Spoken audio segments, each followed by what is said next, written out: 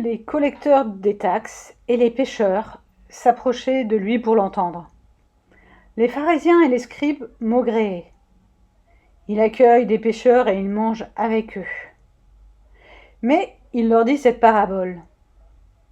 Quel homme d'entre vous, s'il a 100 moutons et qu'il en perd un, ne laisse les 99 autres dans le désert pour aller après celui qui est perdu, jusqu'à ce qu'il le retrouve. Lorsqu'il l'a retrouvé, il le met sur ses épaules tout joyeux. Et de retour chez lui, il appelle ses amis et ses voisins pour leur dire « Réjouissez-vous avec moi, car j'ai retrouvé mon mouton qui était perdu. » De même, je vous le dis, il y aura plus de joie dans le ciel pour un seul pécheur qui change radicalement que pour 99 justes qui n'ont pas besoin d'un changement radical. Ou bien, quelle femme, si elle a 10 drachmes et qu'elle perde une drachme, n'allume une lampe, ne balaye la maison et ne cherche avec soin jusqu'à ce qu'elle la retrouve.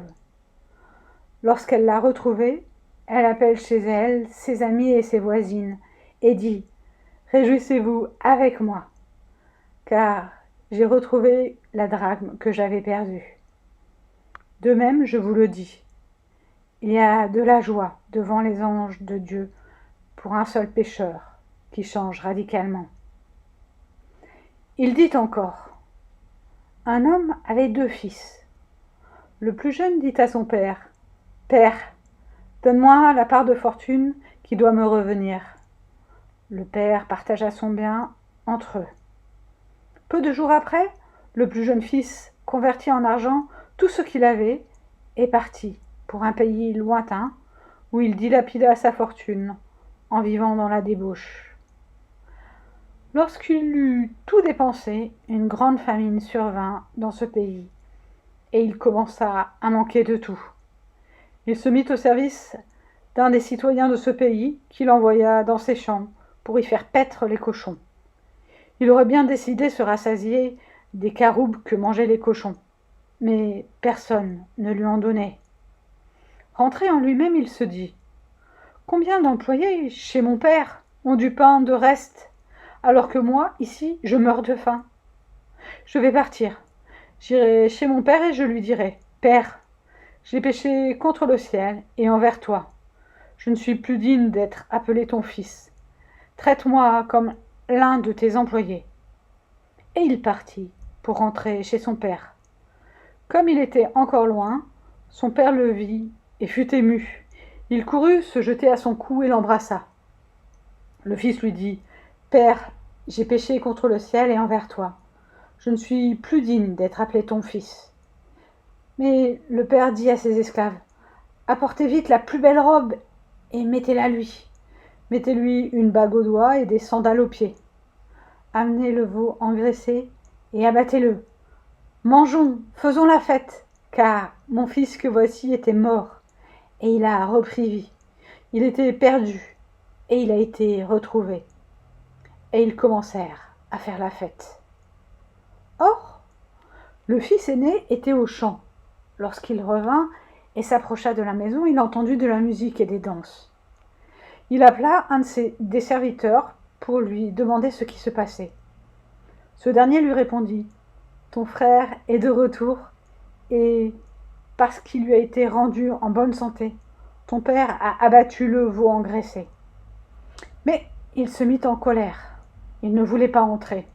Son père sortit le supplier. Alors il répondit à son père « Il y a tant d'années que je travaille pour toi comme un esclave. Jamais je n'ai désobéi à tes commandements, et jamais tu ne m'as donné un chevreau pour que je fasse la fête avec mes amis. Mais quand ton fils que voici est arrivé, lui qui a dévoré ton bien avec des prostituées, pour lui tu as abattu le veau engraissé. » Le père lui dit « Toi, mon enfant, tu es toujours avec moi, et tout ce qui est à moi est à toi. Mais il fallait bien faire la fête et se réjouir, car ton frère, que voici, était mort, et il a repris vie. Il était perdu, et il a été retrouvé. »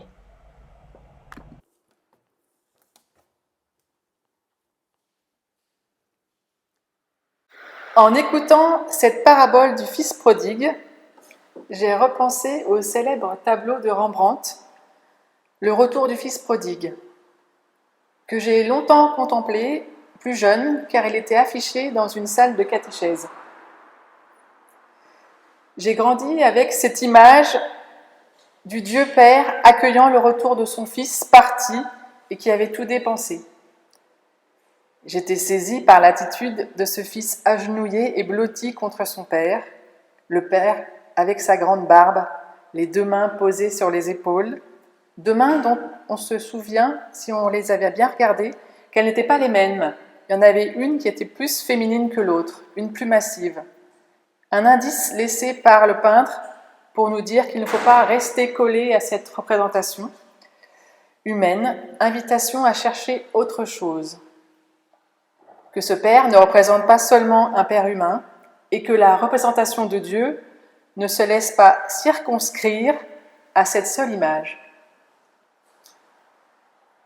Cette image du Dieu Père qui nous aime comme ses enfants est réconfortante, mais elle peut aussi être enfermante, insuffisante car incomplète.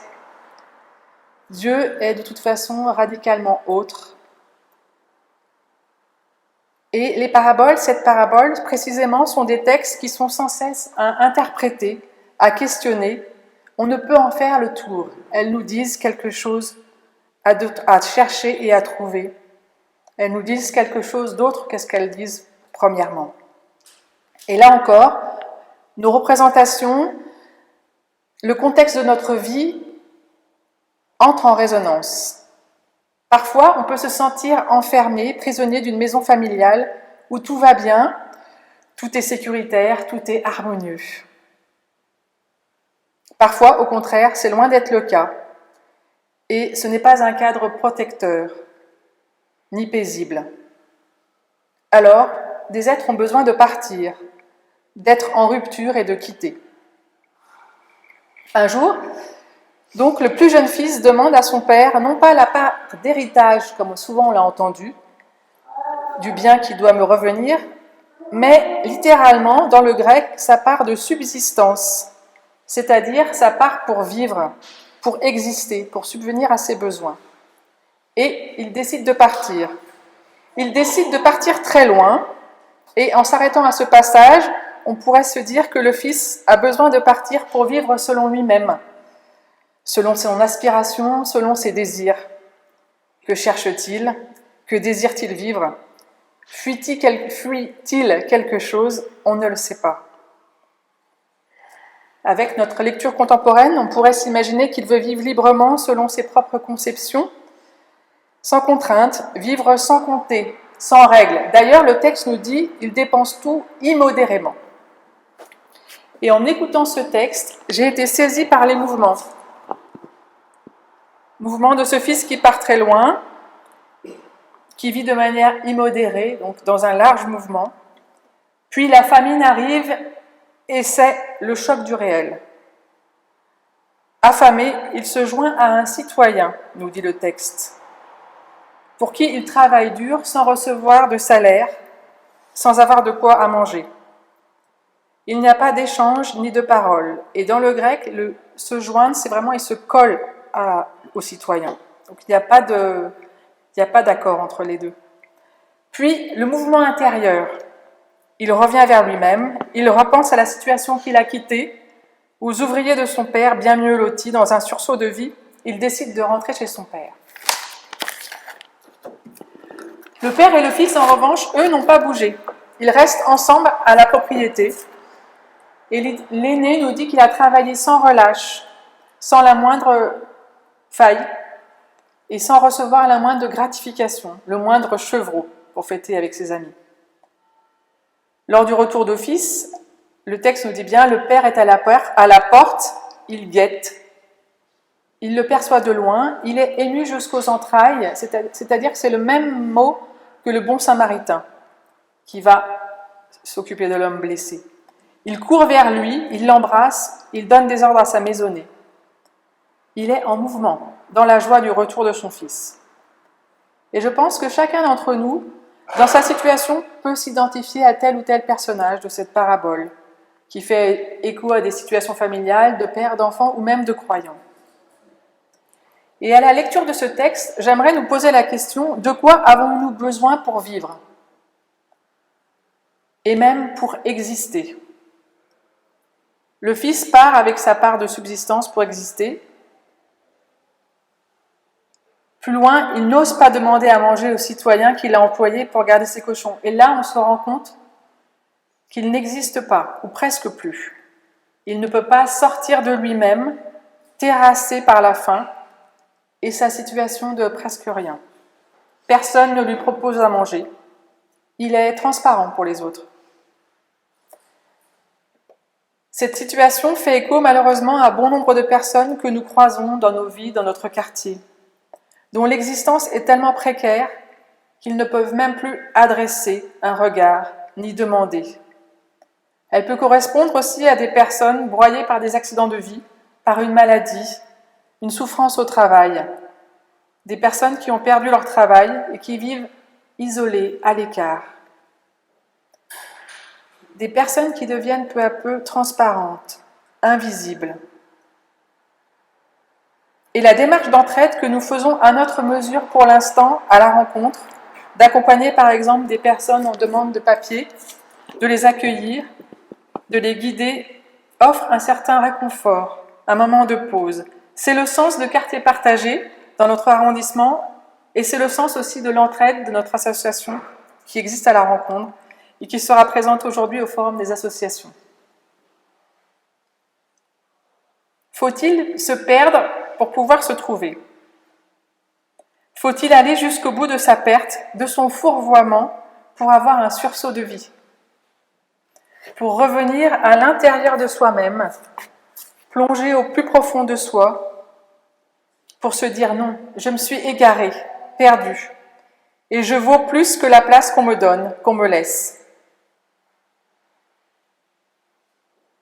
En pensant à la situation de chez son père, le fils trouve un appui, une référence qui lui permet de se saisir, de se ressaisir et de prendre une décision. Il retrouve un repère de dignité humaine.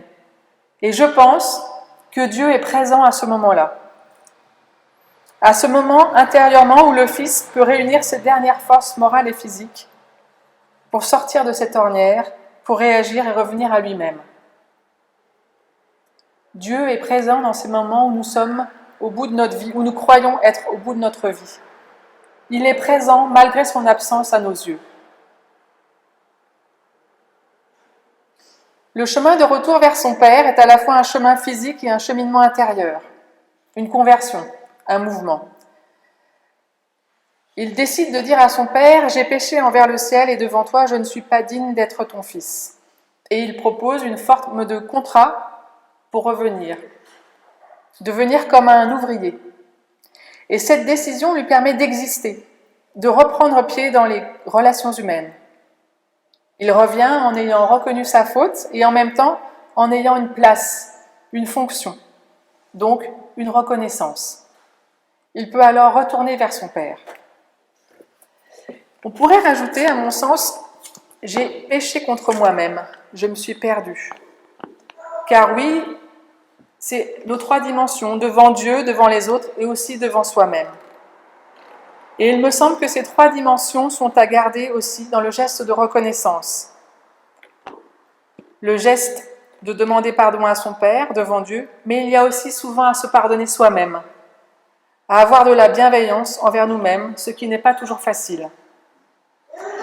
Ça rejoint d'ailleurs le commandement de l'amour de Jésus, le deuxième, « Tu aimeras ton prochain comme toi-même ».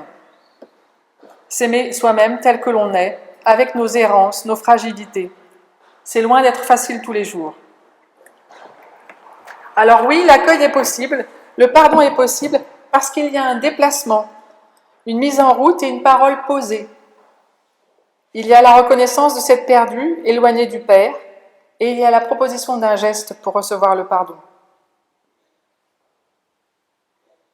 Considère-moi comme ton ouvrier. Dans la grâce de Dieu, l'accueil est inconditionnel.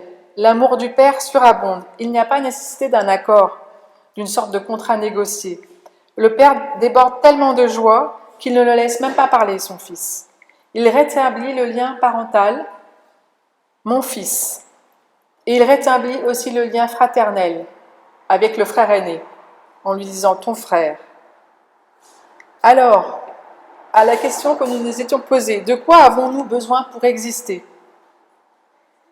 Oui, bien sûr, d'abord de la nourriture terrestre, mais peut-être d'accepter notre condition d'humain, celle d'un être qui vit de manque, qui cherche, qui désire être vivant et libre. Mais la liberté à quel prix? De se perdre peut-être, parfois de tout perdre pour pouvoir se retrouver. Nous avons besoin de liberté, mais nous avons aussi besoin d'une parole qui nous reconnaît en tant que sujet. Et nous avons besoin de reconnaissance, d'amour. Regardons maintenant le fils aîné. Il ne peut accepter cette situation. Elle n'est pas normale. Elle ne respecte pas la règle, elle n'est pas juste à ses yeux. Il a le sentiment d'une énorme injustice qui le met en colère. Il ne veut pas entrer dans cette joie de l'accueil et du pardon. Parce qu'en revenant, son frère, en étant accueilli, il lui vole la place. Il lui vole la place de ce fils bien élevé, le fils aimé, de celui qui a travaillé, celui qui reste, qui respecte le code familial. En revenant, ce frère cadet prend une part de sa place et donc là encore, quelque part, le sens de son existence, d'être resté au père. Et là encore, ce n'est pas facile humainement d'accepter ce décalage de situation et de traitement. Seule la grâce de Dieu offerte à chacun, à chacune, peut nous montrer le chemin. L'accueil du Père est de reconnaître chacun comme son fils et de l'accueillir. C'est aussi de rétablir le lien fraternel entre les deux frères. D'ailleurs, la fin de l'histoire ne nous dit pas si le frère aîné vient au banquet. L'accueil et la réconciliation, c'est à quoi nous sommes appelés pour les autres et je dirais aussi pour nous-mêmes. Il y a de la joie à ce lien restauré. Il y a plus de joie parce que la vie triomphe de la mort. Le fils perdu est revenu à la vie. Il y a de la joie pour cette brebis égarée retrouvée, pour cette pièce de monnaie retrouvée et pour le fils retrouvé. Il y a de la joie à se retrouver soi-même, à être en vie, à être aligné avec Dieu. Notre Dieu est le Dieu des vivants, celui qui nous donne la vie, le courage d'être. Que nous sachions accueillir ceux ou celles qui se tournent vers nous et que nous croisons. Que nous soyons capables de ce retournement intérieur qui fait de nous des enfants de Dieu, frères et sœurs en Christ. Que nous soyons témoins de la grâce et de l'accueil inconditionnel de Dieu en Jésus-Christ. Amen.